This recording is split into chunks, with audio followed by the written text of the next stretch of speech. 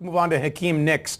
The Giants, for all their success, for Victor Cruz emerging as the latest fantasy stud wide receiver, it's a new one every year with the Giants. What's the deal with the Hakeem Nicks and his hamstring compared to Andre Johnson's?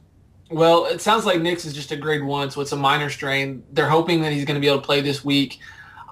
If I'm the Giants, I don't run the risk. Like you just said, they're extremely deep at the wide receiver position. Let him get healthy. It really would be huge for them if he were to come out there and suffer a significant injury that would cost them more than just 1 week.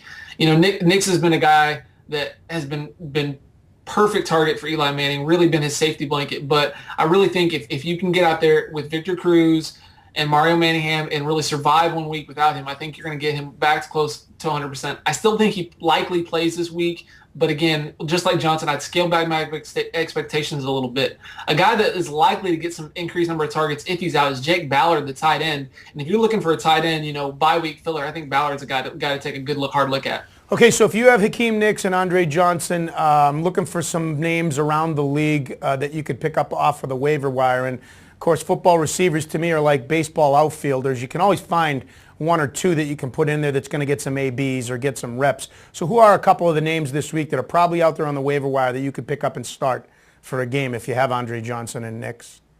Antonio Brown of the Steelers is a guy I really am high on right now. With Hines Ward dinged up a little bit with an ankle injury, he's performed really well the last 2 weeks. He had a 100-yard receiving game the week before last, and then last week caught a touchdown pass. And really, he's had 7 catches and 9 catches in those 2 games. So he's really becoming a quick favorite target of Roethlisberger in Pittsburgh. And I really like him. I think he's a good guy you have to go after. Another guy to consider would be Jonathan Baldwin in Kansas City.